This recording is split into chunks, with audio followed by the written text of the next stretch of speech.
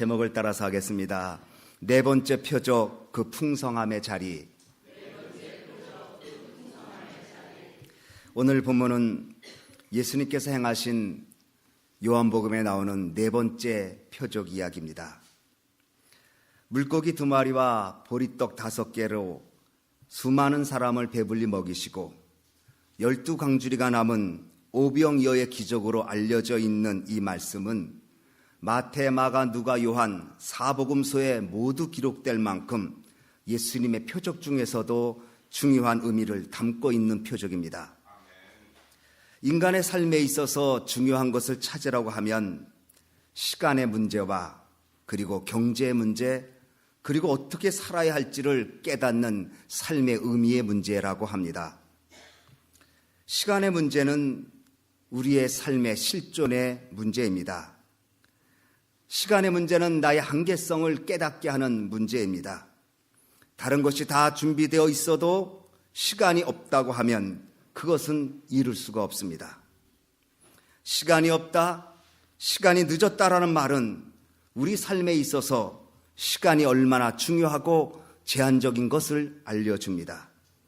우리가 병원에 가서 치료를 받을 때에 병원 치료비가 많이 나오거나 또 아니면 어려운 병이라는 말을 듣는 것도 쉬운 일은 아니지만 의사 선생님이 고개를 갸우뚱하면서 너무 늦었습니다, 이렇게 말할 때 그 환자는 절망감을 듣게 됩니다.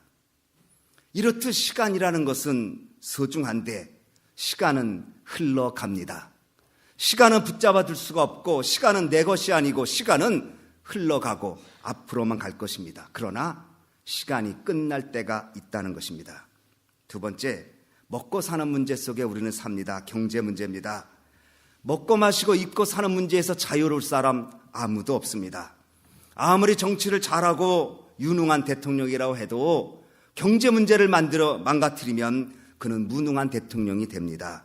그러나 그렇게 시원찮아 보이는 생활을 했는데도 경제 문제를 잘 이룩한 대통령은 유능하다는 이야기를 듣는 것을 우리는 잘 압니다.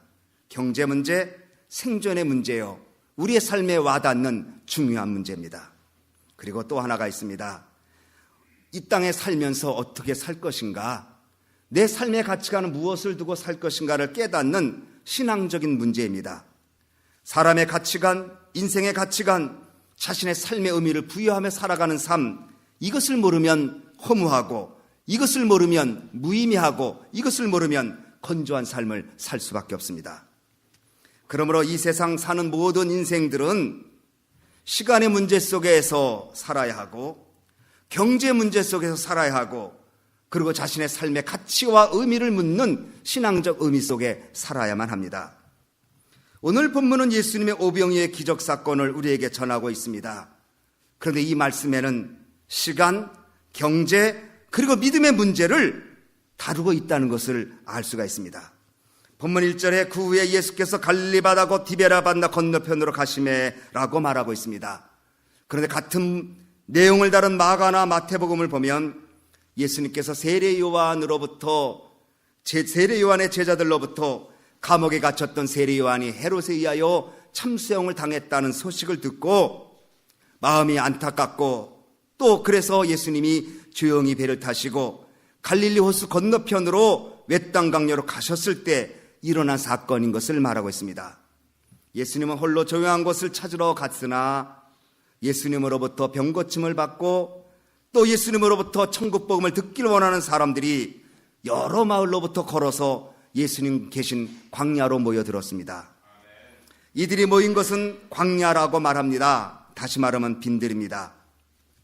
예수님께서 예수님을 찾아온 무리들을 보시고 마가복음 6장 34절에는 목자 없는 양 같다고 하시고 그들을 불쌍히 여기고 병든 자를 고치시고 하나님의 말씀을 전파해 주셨습니다. 마가복음 6장 30절에 보면 제자들이 예수님을 찾아와서 말씀을 듣고 병고침을 받고 그리고 천국의 이야기를 듣고 있는 그 사람들이 시간이 지나도 가지 않으니까 예수님께 찾아와서 각자 집으로 돌려보내달라고 부탁을 합니다. 마가복음 1장 36절에 이곳은 빈들이고 날도 이미 저물었으니 이제 사람들을 돌려보내서 그들로 마을을 찾아 먹을 것을 사 먹게 하소서. 여기에 말씀드린 인간의 실존적인 문제가 있습니다. 먼저 시간의 문제입니다. 장소는 빈들이고 시간은 저녁 때라고 말했습니다. 어두워져가는 저녁 때. 그래서 제자들이 예수님께 찾아와서 말하기를 이곳은 빈들이고 때도 저물어 가니 무리를 돌려보내서 두루 총각 마을로 가서 각자 알아서 먹을 것을 먹도록 해 주십시오. 빈들, 저물어 가는 때, 무리, 먹을 것이 없다는 이 단어는 오늘 우리의 삶의 현장에 실존에 있는 의미를 담고 있는 단어들입니다. 예수님을 찾아온 사람들이 목자 없는 양 같다고, 그래서 불쌍히 여겼다고 하였습니다. 예수님을 찾아온 무리들은 피곤합니다. 인생의 문제를 지니고 있습니다. 더욱이 저녁 때 이들은 있습니다.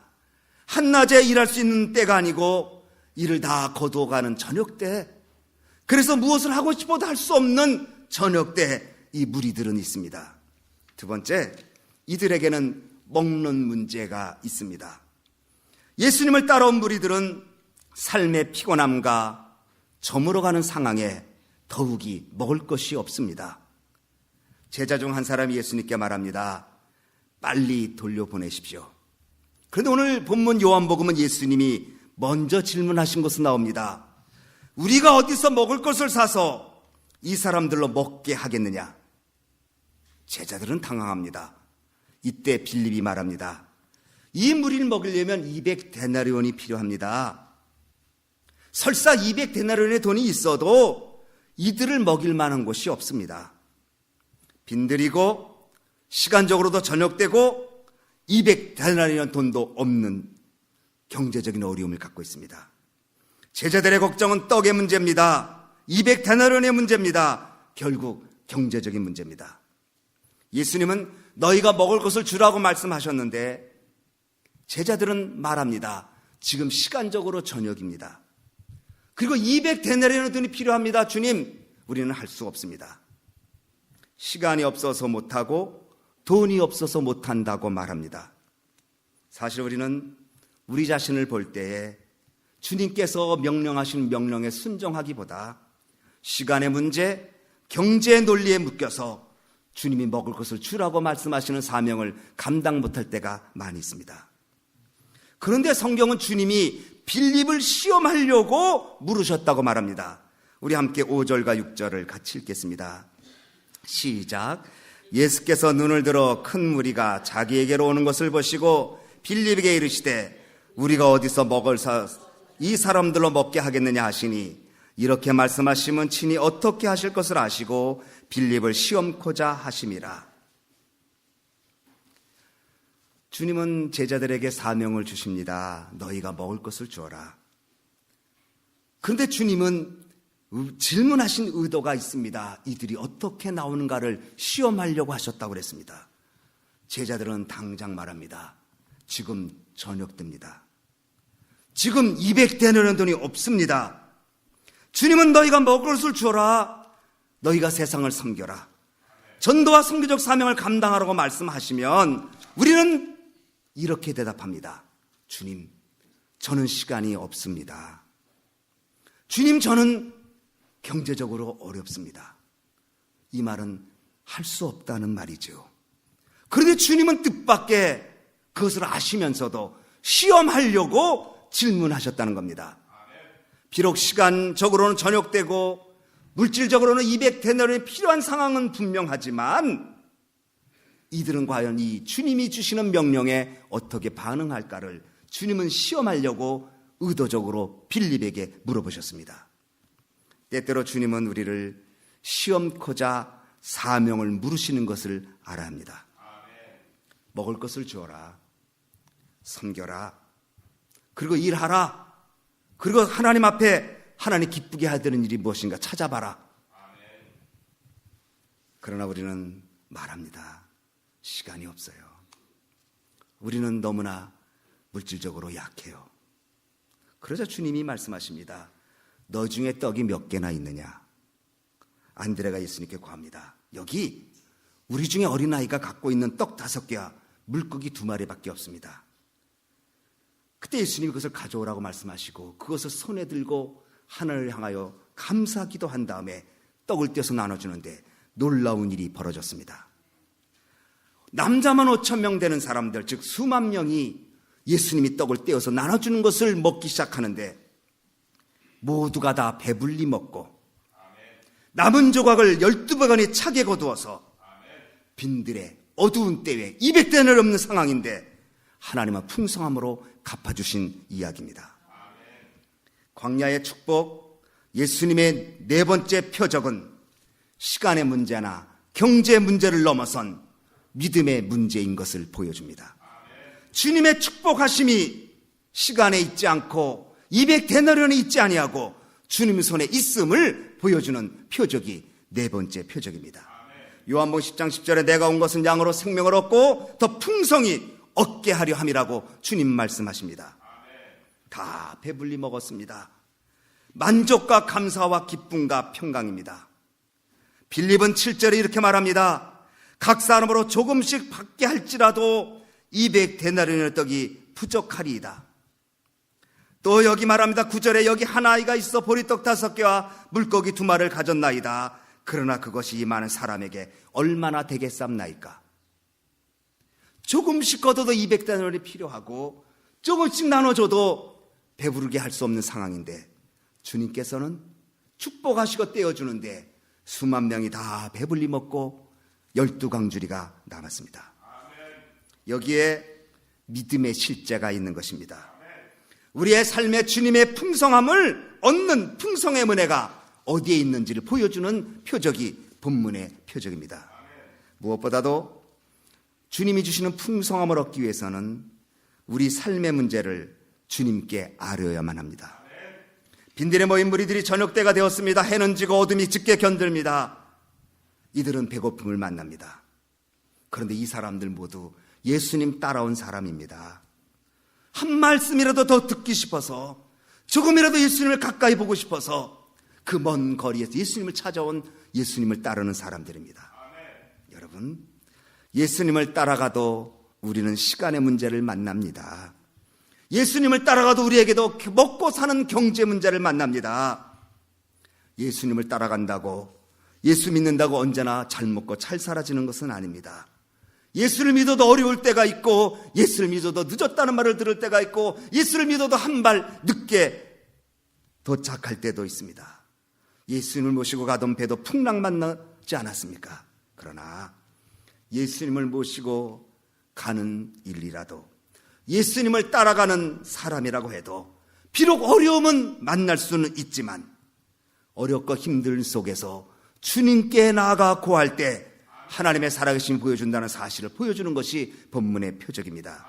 두 번째, 풍성함은 예수님 마음으로 사람을 대할 때 얻어진다는 것입니다. 빈들에 모여있는 많은 무리들에게 예수님이 너희가 먹을 것을 주라고 명령할 때 제자들은 말합니다. 200데나리온 돈 필요합니다. 돈 어디서 구합니까? 예수님께 반문합니다. 설사 그 돈이 있어도 이 많은 사람 먹일 만한 곳, 떡 있는 장소는 없습니다. 예수님 말씀대로 그들은 순종하는 것이 불가능하다고 말합니다. 마태복음 14장 15절에는 이렇게 제자들이 말합니다. 무리를 보내어 먹을 것을 사 먹게 하소서.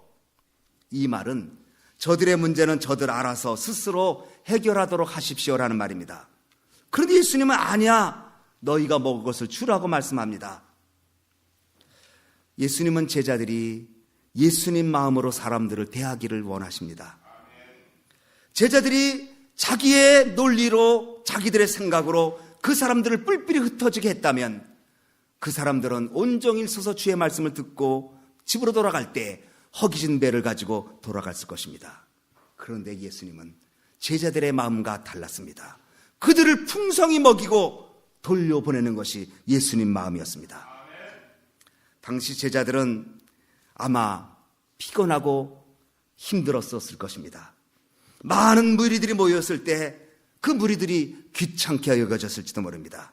그러나 예수님은 무리들을 귀찮게 보지 않았습니다. 목자 없는 양같이 방황하는 그들을 불쌍히 여겼다고 주님이 말씀하십니다. 사람들을 어떻게 보느냐가 중요합니다. 내 가정에서 우리의 가족들을 내가 어떻게 보느냐, 공동체 속에서 내가 우리 공동체에 속한 성도들을 어떻게 보느냐, 이것이 대단히 중요합니다. 다른 사람의 형편을 살필 수 있는 사람은 너그러운 사람일 수 있습니다. 다른 사람의 마음을 배려할 수 있는 사람은 인격자일 수 있습니다. 그러나 영혼을 돌보는 사람은 예수님 마음을 품은 사람입니다. 예수님은 우리가 사람들을 대할 때에, 사람들을 볼 때에 귀찮은 존재로 여기지 말고 주님께서 불쌍하게 여기는 마음으로 대하기를 원하십니다. 국률의 마음으로 우리는 서로를 봐야 합니다. 국률의 마음으로 서로를 대해야 합니다. 아내는 남편을, 남편은 아내를, 성도는 성도들끼리 서로 국률의 마음을 가지고 돌봐야 합니다. 바로 그 국률함 속에 주님의 풍성함의 역사가 일어나게 되었습니다. 세 번째로, 풍성함은 내가 지닌 것에 대한 감사와 긍정이 있을 때 얻어지는 것입니다.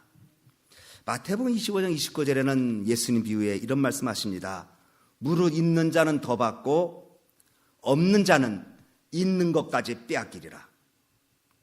있는 자의 것을 뺏어서 없는 자에게 주는 것이 당연한 이치가 아니겠습니까? 그런데 예수님 그렇게 말씀 안 하셨어요. 있는 자는 더 받고 없는 자는 있는 것까지 뺏기다, 그렇게 말씀하셨어요. 이 말씀은 5달란트, 2달란트, 1달란트 받은 사람의 비유를 하시면서 하신 말씀입니다. 5달란트 받은 사람은 자기가 받은 5달란트를 소중히 여기고 열심히 일해 5달란트 남겼습니다.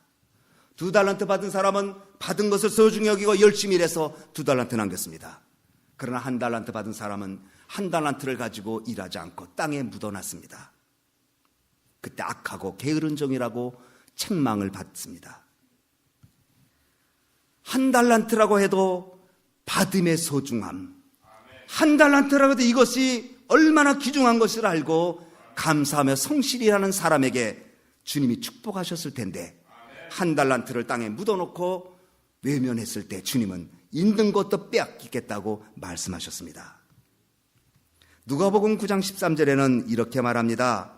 우리에게 있는 것은 떡 5개, 물고기 2마리뿐인데 이것은 아무것도 할 수가 없는 것입니다. 마가복음 6장 37절과 요한복음 6장 7절에 이 사람들에게 조금씩만 먹이려 해도 200데나리온의 음식을 사도 모자랄 것입니다. 이것이 이 사람들에게 무슨 유익이 있겠습니까? 제자들의 대답은 한결같이 먹을 것 없고 돈 부족하고 때도 저물어가니 아무것도 할 수 없다는 팩트만을 얘기하고 있습니다. 사실 그들은 가진 것 없고 시간이 저문 것은 사실입니다.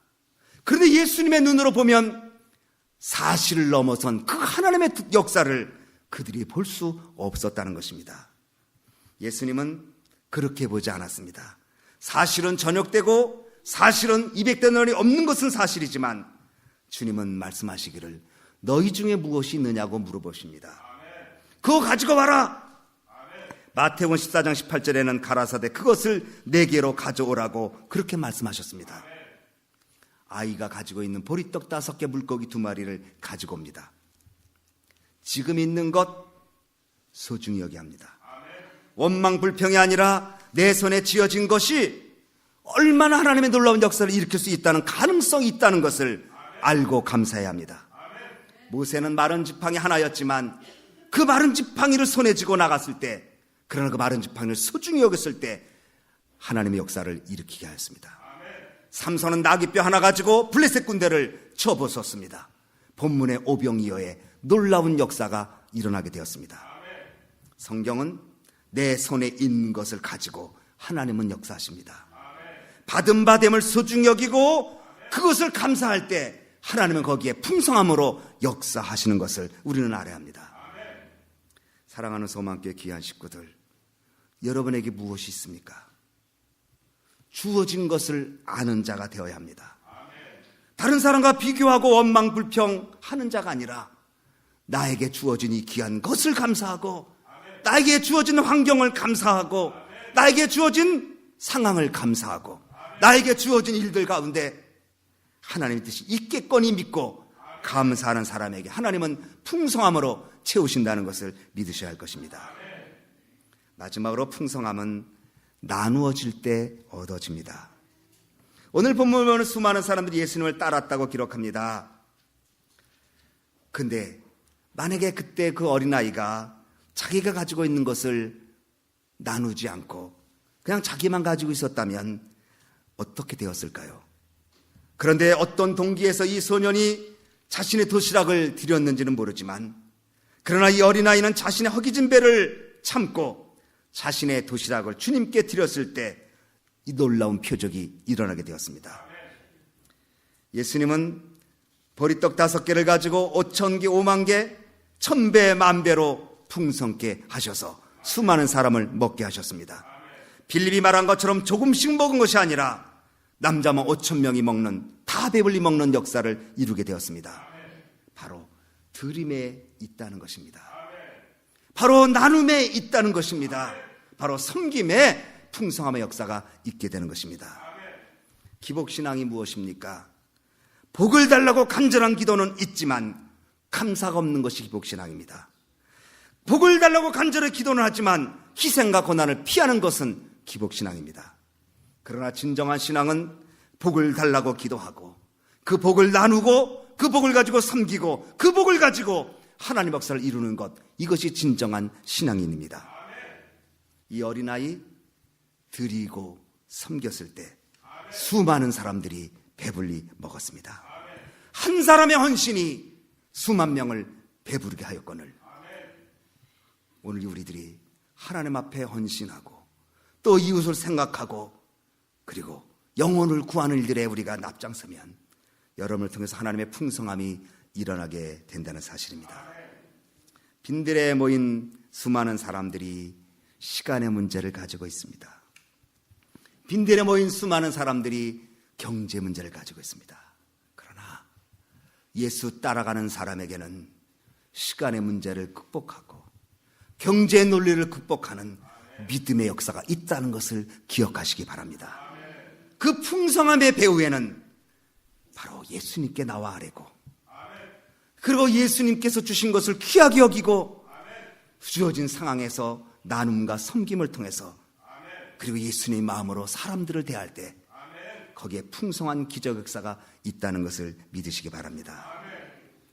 다 배불리 먹었더라. 얼마나 귀한 말입니까? 다 배불리 먹었더라. 저는 우리 여러분들이 영적으로도 하나님의 은혜로 풍성함을 받고 삶의 현장 속에서도 하나님이 만족함과 은혜로 채우시는 축복이 네 번째 표적, 풍성함의 은혜, 풍성함의 자리에 여러분들이 참여하여 그 은혜를 누리는 여러분 되어지기를 주님의 이름으로 축원합니다. 기도하겠습니다. 사랑하는 소망교회 귀한 식구들, 시간이 없다고 말하지 않습니까? 우리는 가진 것이 너무 없어서 아무것도 할 수 없다고 말하지 않습니까? 그런데 주님은 우리 보고 일하라고 말씀하십니다. 그리고 주님 우리 보고 섬기라고 말씀하십니다. 주님은 내게 무엇이 있느냐고 물어보십니다. 보리떡 5개, 물고기 2마리입니다. 그러나 바로 거기에 풍성함이 있습니다. 우리 이민의 현장이 보리떡 5개와 물고기 2마리입니까? 내 삶의 현장이 어두워가는 저녁 때입니까? 내 삶의 현장이 200데나리온이 필요한 상황입니까? 거기에 주님이 역사하십니다. 거기에 풍성함이 기다리고 있습니다. 주님께 아뢰십시오. 그리고 예수님 마음으로 사람을 보십시오. 긍휼의 마음을 반드시 가지십시오. 그리고 내가 주어진 것을 절대 원망불평하지 말고 감사 그리고 귀하게 여기십시오. 그리고 섬김과 드림을 위해서 기도하십시오. 바로 거기에 기적이 일어나게 될 것입니다. 한번 이 말씀을 기억하면서 우리 다 같이 한번 통성으로 기도하지 않겠습니까? 주님, 내 삶의 현장이 시간이 없어집니다. 주님, 내 삶의 현장에 정말 먹을 것이 없습니다. 그러나 주님 살아계시니 풍성함으로 채워달라고 우리 한번 다 같이 통성으로 기도하겠습니다. 사랑과 은혜가 풍성하신 고마우신 하나님 아버지, 감사합니다. 주님께서 네 번째 표적을 오병이어로 행하시고, 이 오병이어의 네 번째 표적은 사복음서가 다 기록될 정도로 중요하게 다루고 있는 표적일 때에 주님 우리의 삶의 현장에 시간의 문제에 쫓기고 경제 문제에 눌려서 연약해지고 아무 일도 감당지 못하는 연약한 삶을 살지 않도록 믿음의 문제, 믿음을 굳건히 세우게 하시고 주님을 의지하는 가운데 주님도 오셔서 선민과 능력의 역사 있도록 주님 저희들을 도와주시옵소서. 빈들에 모인 무리들은 주님을 따르는 사람들입니다. 그들에게도 시간과 경제 문제가 닥쳤습니다. 그러나 주님을 따르기에 주님은 그들을 버리지 아니하시고 풍성함으로 채우실 때에 그들이 가지고 있는 것을 가지고 역사했으니 주님 우리 가지고 있는 것을 소중히 여기고 내 상황, 내 형편, 내 여러 가지 일들을 원망불평하지 말고 믿음으로 잘 받아들이고 감사로 받아 여기에 승리를 체험하는 저희들 되도록 도와주시옵소서. 예수님 이름으로 기도하옵나이다. 아멘. 하나님 아버지, 예수님을 찾아온 무리들은 빈들에 있었고 어두워져가는 상황에 있었고 200데나리온이 필요한 상황에 있었습니다.